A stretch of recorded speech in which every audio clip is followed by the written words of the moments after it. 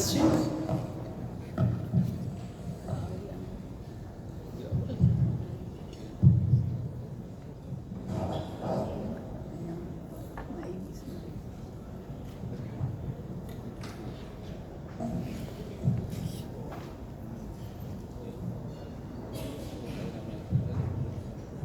Thank you again for the all interesting presentation, really.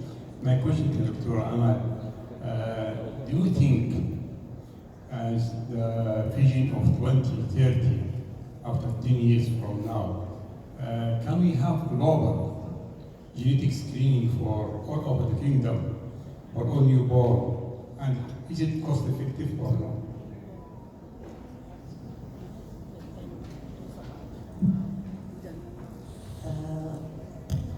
Can you repeat the question? After 10 years, you think that, sorry, because, Just from health-wise of the vision of 2030, do you think can we have global in the kingdom genetic screening for all newborn as we did with tandem MS for the last about 10 years or more? And how is it cost effective? I know one of the countries in our area, they are starting this project.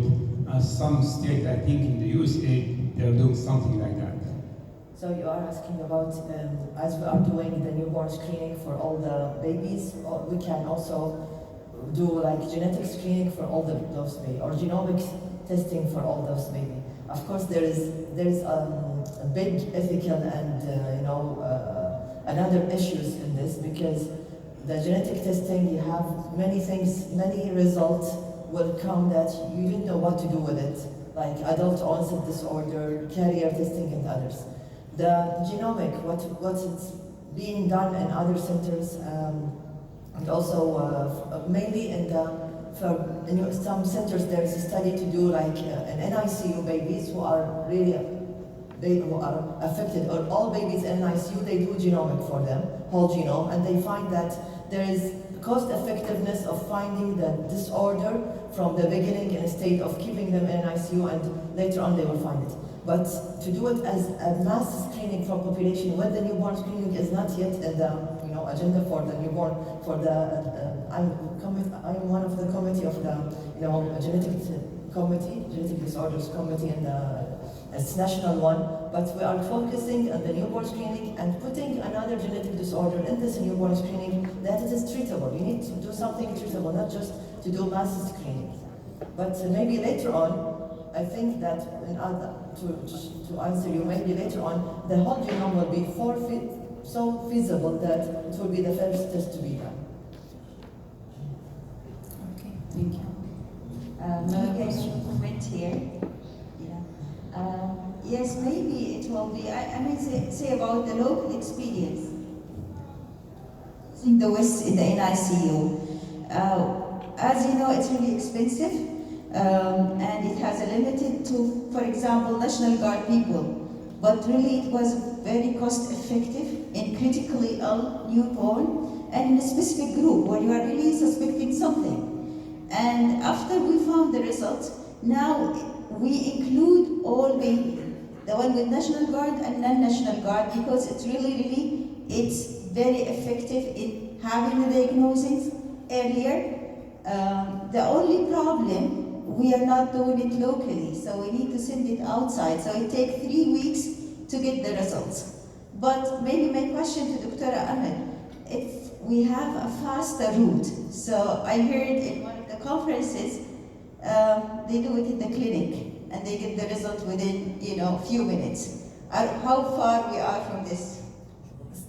I hope inshallah we'll reach this time, but still now, as you say, we are sending it outside. We are trying now to do it in-house.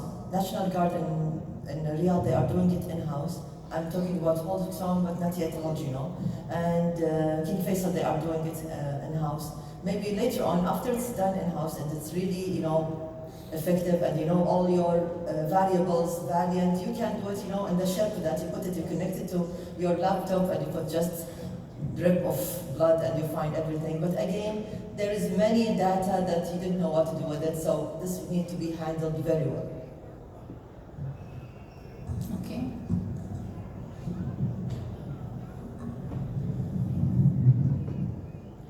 Thank you for all the speakers. My question for Dr. Glass about mild HIE. So for mild HIE, you told us that there is a 30% progress from stage 1 to stage 2 for Salah. What if this stage 2 started to show up after 6 hours? You consider cooling or not?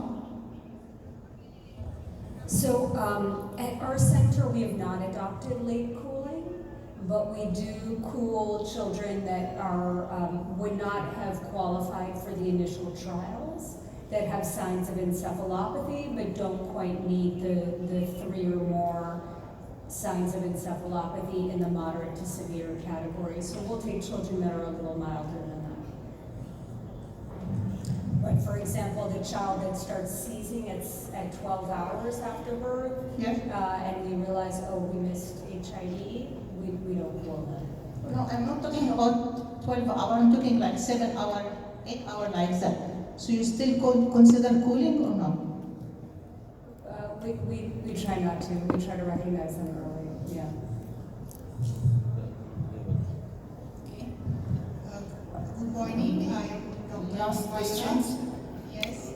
I am Dr. Jomera from Aba Maternity and Children Hospital. My question goes to Dr. Hannah. Thank you for your extensive and to-the-point lecture about HIE. My hospital is a tertiary level hospital, and we have level 3 NICU. We have 51 bed capacity, and we get a lot of referral from peripheral hospitals. My question is, once you started cooling, do you tend to abort at any time when the baby bleed or goes unstable like this? Yes, so this is a good question about stopping cooling if the baby then starts to look good. We do have some guidelines that allow for early exit from the cooling protocol, but we haven't really used them very much. And I think in general, once we've decided that someone thinks the baby should undergo hypothermia, we personally have a hard time then changing our minds. Because at the end of the day, if we're preventing secondary energy failure, we don't know if the child looks good because they would have looked good anyway, or if they look good because we prevented secondary energy failure. So the only times we would abort cooling is if we started it, but then we get more information that tells us that the child really shouldn't have qualified after all.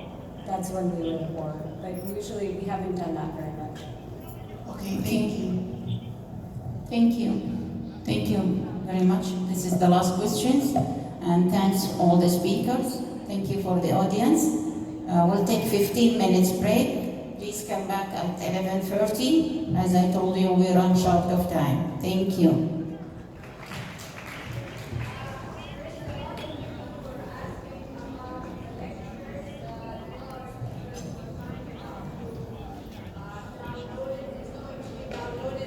Website on the 27th of February, inshallah. So all the lectures as well as some of the videos as well. So don't worry about it. We'll get you the info. Thank you. And please, can you, we want your opinion about the pooling. So please use it. You help us and you guide us as well.